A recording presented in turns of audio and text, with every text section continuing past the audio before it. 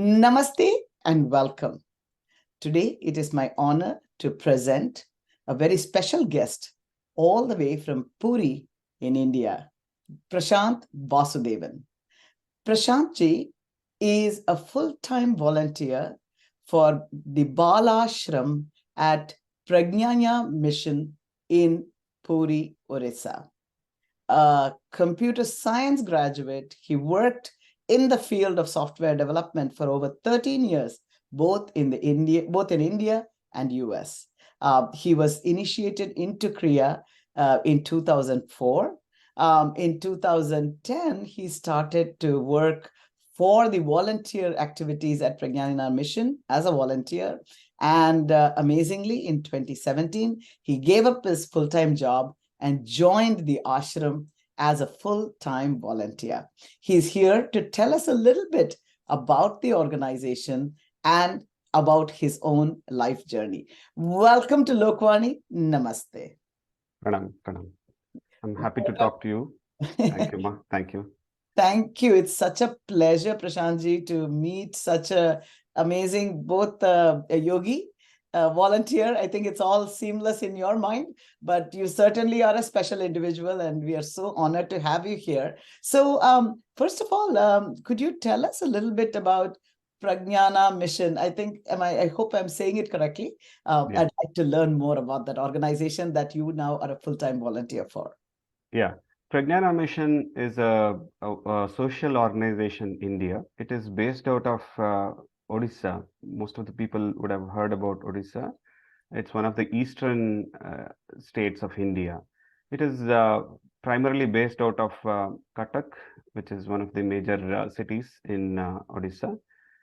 We have our operations spread across, like mostly concentrated in Odisha, but also outside India, like all over India as well. So Prjnana Mission and its functions, like we can broadly categorize into Prjnana Mission has two different wings. One is the charitable wing. The charitable wing, concentrates on healthcare, rural healthcare, tribal healthcare, rural and tribal education, and relief to natural disasters and calamities, providing relief to natural disasters. So these are the broad areas that we work in terms of charitable activities. So we run schools, one of them being primarily Hariharananda Balashram, which is a residential school housing around 560 children from tribal and rural Odisha.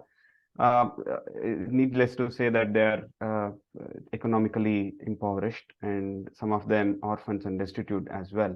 So we bring them at around between the age of 4 and 5.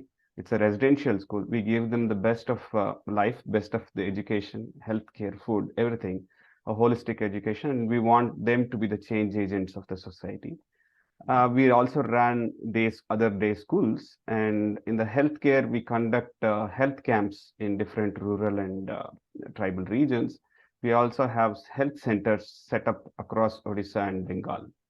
And regarding the providing relief part, you would be knowing like Odisha is prone to cyclones and flooding. Every alternative year, there is some disaster. Thanks to the systems in place, there's no loss of life, but there is a significant loss of property, and people who are really poor cannot cope up with, those few days till the life returns back to the normal. That is where we pitch in and, provide them relief. So this is more of the charitable activities. On the other activity, we also feel that the mental health of human being is most important for the development of the country. So we help the people to, take care of their mind by teaching them yoga and meditation. We teach a specific technique called Kriya Yoga. Many of you would be knowing about it. It is actually practiced right from Babaji Maharaj, and Paramahamsa Yoganandaji in his book, Autobiography of a Yogi, popularized it. Our gurus teach the Kriya Yoga to the humanity. Yeah. Wow. What a plethora of activities and a diverse set of activities that is really transforming both the soul spiritually and through actually doing, charitable activities, doing good dharmic activities that is transforming you. Now, I'd like to know about your own journey. I mean, here is a software engineer who could, certainly be making a lot of money in software, and yet you gave it all up and became a full-time volunteer for Balashram. So could you describe that journey to us? What motivated you to do it, and how did it all happen? Yeah. So when I was working in USA in 2004, that is when I met my Guruji, Paramahamsa Prjnana.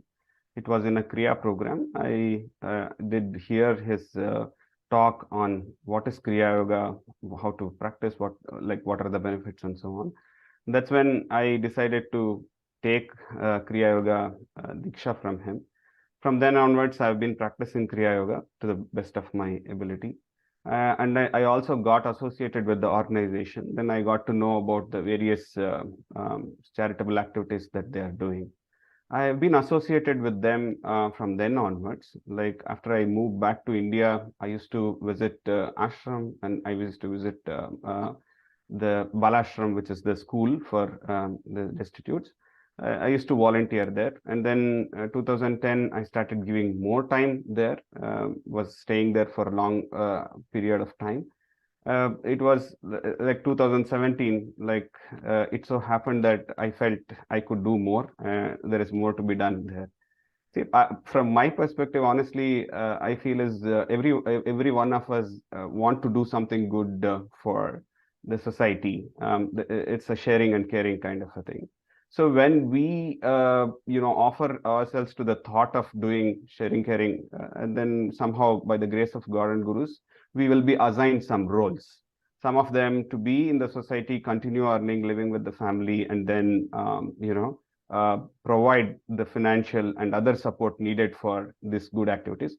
Some of them will be assigned roles to work on field, hands-on operations. So maybe I belong to the second category. So I happen to go there. Yeah. But I mean, was it difficult to make that decision? I mean, how did you suddenly? It doesn't seem like a trivial thing to give up a good job which you had, and you have a wife and a child. It's not that you're by yourself as well.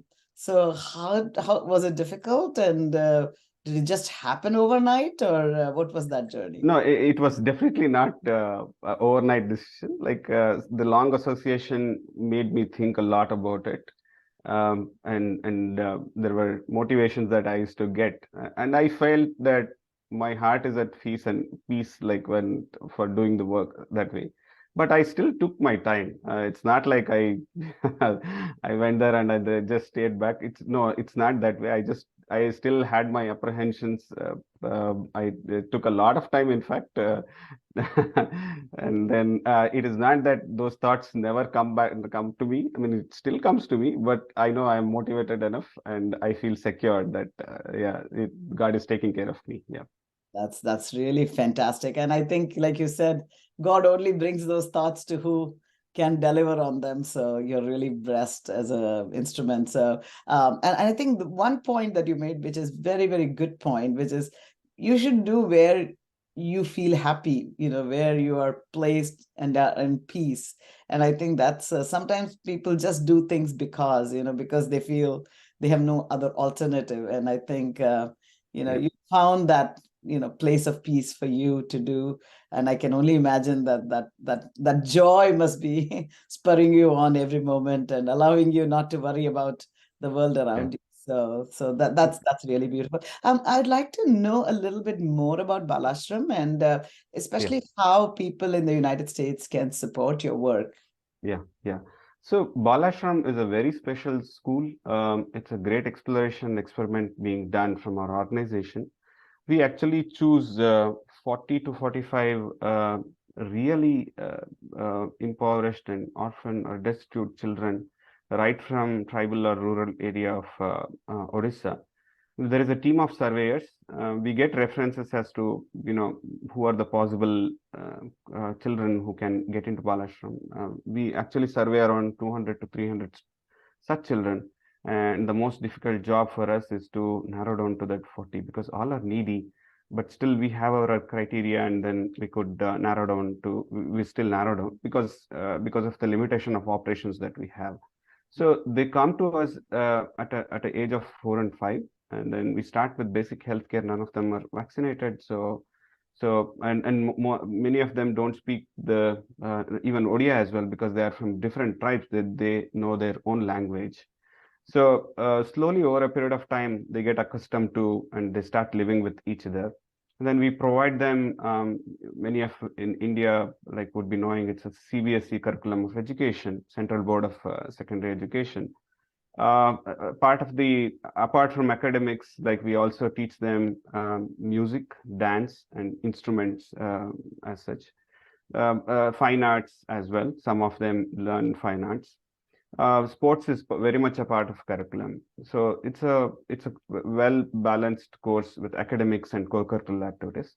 Apart from this, we also train them on some vocational course for 3 years during the 7th, 8th, 9th grade. So we train them on vocational course so that they should be skilled. The concept of getting skilled should ingrain into them. So they are with us till 10th, and then after 10th, like they have to choose their stream, whether they major in humanities, they do in science, or they do in commerce. That's the way education system works in India. So 11th and 12th, we still have the facility for them, and then they study with us. After 12th, some of them choose to continue their academics and they pursue their graduation. We place them in the right college and then support them financially, and as well as other guidance, career guidance as well. Some of them are not so good in academics. They choose to do some technical training or job-based training, from which they can earn a job. So eventually we want to handhold them till they can support themselves, and later go back to their family and support their family and region as well. Yeah. So that's why Balashram is a special school. So the entire Balashram is run through the support of its patrons. People across the world have been supporting Balashram. It's a great thing. How one can support Balashram? There are a couple of ways. One is we all need the support of everyone, in the sense, like, even if person knows about Balashram, that there is something going on like this, and even if they say that we stand with you, that's a great help for us. Second one is some of you would be good experts in various fields, like providing us technical support, providing us with any other help, that, teaching learning material or whatever it is, that's supporting in as a volunteer. And last but not the least, the most important is the financial support.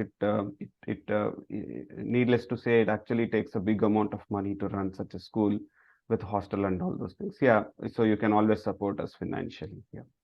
So I think you said what it is, about $20 to $30 a day to provide full support to a child in the school. Is that the kind of number we are thinking about?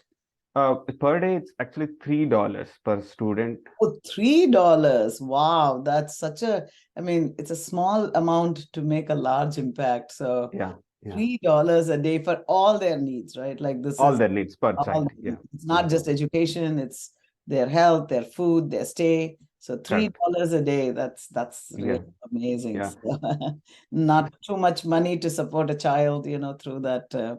So that's really fantastic. And I think you said that we could donate through Helping Hands, or no, Hand in Hand. Yeah, let me give you the details. Yeah. In USA, we do have two different, like, for the operational purposes, like we do have two different organizations. One is the Kriya Yoga Institute, which takes care of Kriya Yoga and its message of the master, spreading the message of the masters. There's another organization called Hand in Hand. Though both are seamlessly working, just for the administrational sake, there are two different organizations. The Hand in Hand supports as Balashram activities. So one can donate through their website, handinhandusa.org.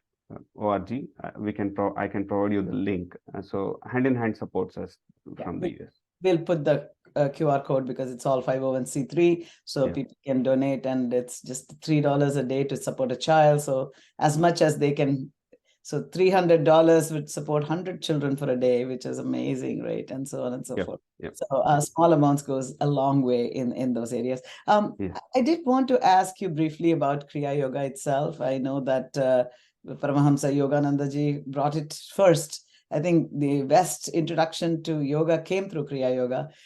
But could you tell us a little bit, and how has it changed your life? Yeah. First of all, yeah, disclaiming that I am not the best person to talk about Kriya Yoga. There are acharyas, there is Guruji who can talk, but I will tell you in very brief about what I have understood as Kriya Yoga, and what my master says. Master says Kriya Yoga is a simple and the best technique to remember God all through the day in all the activities that we do. So he explains like Kri and Ya. Kri is the action, and Ya is to remember God while doing all the actions. And there are various scriptural definitions for Kriya Yoga as well. But for me, as a person who want to learn Kriya Yoga is a combination of an attitude of surrender, thanksgiving, and it is about self introspection, that I need to understand myself, the eternal question of who I'm answering, the question of who am I. And the third one is about doing some practices to get to that state. The practices involve include both some of the breathing related practices and some of the spinal stretches practices. So combination of all these three, I would say, and much more, is Kriya Yoga. So by practicing Kriya Yoga, I'm able to know about my mind a little better, able to understand myself a little better. Hopefully, the focus has improved on doing various work. And then, of course, the spiritual part is something that the Guru always knows. But I feel more joy and happy to practice. That is what it is. That's beautiful. That's a very well put way, actually, to put it together, I think. And I know that I mean, Paramahamsa Yogananda ji is also in your guru lineage, and I think the particular stream that you people follow is from Swami Hariharananda, if I. Yeah, so our lineage of masters, I mean, though our masters say at one point of time in the civilization, like everyone practiced Kriya Yoga, but it was later introduced, given to the mankind by Babaji Maharaj, an unknown yogi who still lives in Himalayas. He handed it over to a great yogi called as Yogiraj Lahiri Mahashaya. From him, many seekers learned. Our lineage is about Yogiraj Lahiri Mahashaya teaching it to Swami Shri Yukteswarji. Swami Shri Yukteswarji taught, produced great saints. Paramahamsa Yogananda is one of them. Swami Satyananda is another person. And our Gurudev, Paramahamsa Hariharananda, who initially was in India and then established ashrams all over the world. There are 5 ashrams in USA as well. The kriya.org will give you more information. And Hariharananji's disciple, who is our current master, is Paramahamsa Prjnana. He is beyond comprehension, but yeah, he's an author, he's a teacher, he's travels around the world. Yeah, you can know more about him in kriya.org website. Yeah. Wonderful, wonderful. I think it's really not always that one finds that you are put in that path where you can find that, and I think spirituality or enlightenment is nothing but ultimate happiness and bliss, right? The longer periods of bliss that you have, I think the more enlightened you are, I think. So at least the fact that you have so much of it in your mind and in your heart, God bless you for that. Now, your child herself is going to the Balashram school. Your wife is also joined you as the vice principal of that school. So what do you look for the future for your child, as you're raising her in that school, and what does the future look like for you? Commonly we also get the question like, is this the best schools that she can go to? Will it affect her career? All those things. But quite convinced that that it's the best place for her. And I also believe and hope that our Balashram will become one of the best schools. It's in the making. We can see it as well, actually. And yeah, that way, like not too much of a worry that she's missing out on some things. Yeah, obviously, I feel that she's in the right place there. Honestly, I do think that, I think our ancient system where they said, first you learn how to control your mind, right? Like through spiritual practices. Then you go learn, whatever, whether it is in Rama's case, whether it was to shoot an arrow or, whatever your work in the world is. But first learn, the Gurukul teaches you your yoga, your meditation. Right. So if you could control your mind, then to learn anything, it seems like is a rather easy task. So I can quite imagine that your daughter is blessed that she's getting all that, and all the children of Balashram that they're getting all that ahead of time, and moving forward with AI and with all the online teaching, picking up stuff would be easy if your mind is in the right spot and in the right way to pick up. So I am with you, and I saw your daughter. She is quite a joy, and I can see she's not only not missing, I think she's a little ahead of where other children might be at her hopefully age. Yes, yeah. I'm seeing that. So truly a blessing that your Guruji picked you for this path. So really wonderful. And any final messages for our listeners today? Yeah, the point that you're talking about my daughter, it's very much true for all the children. Like all the children of Balashram are truly blessed, and then we see them not just doing that for themselves, but also we also look forward and we hope that they can bring about a lot of change in society, in development, or even the whole environment as such. So that way. I would say, like, the first thing is for all the good activities going on around the world, need not be just Prjnana Mission. I think we should all be a little more considerate, share and care, help each other. Of course, money is not the only thing, but also standing in, support of them, such activities help. So looking forward to all the support from you all. We will be putting the QR codes on the video as well, so that they can go to those websites that make sense. And I agree with you that I wish everybody benefits. I mean, I think Paramahamsa Yoganandaji's autobiography surely has been perhaps one of the most impactful books. People have talked about it all the time, right? Definitely, yeah, definitely. And then from a lot of years, people have been continuously being guided by that book, and no other book has made any impact like that on it. That book is just, and then also, I mean, I think that was the gateway to yoga in the West, and I think we know how yoga has been impacting everybody, and people are now saying that soon it'll be taken over as an American thing, and I don't think Our Guruji often says, like, Swami Vivekananda and Swami Ramtirth actually got in Indian philosophy, but the practical aspect of yoga was actually delivered in West by Paramahamsa Yoganandaji through his continuous message and teaching.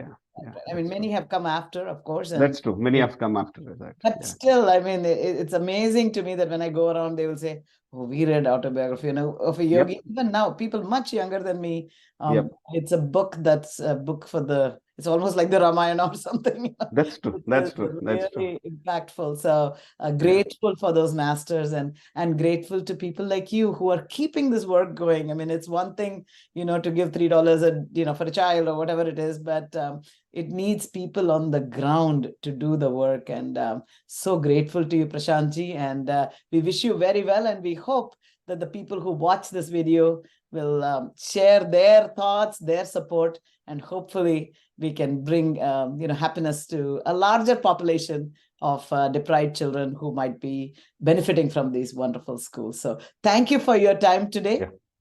Thank you very much, Ma.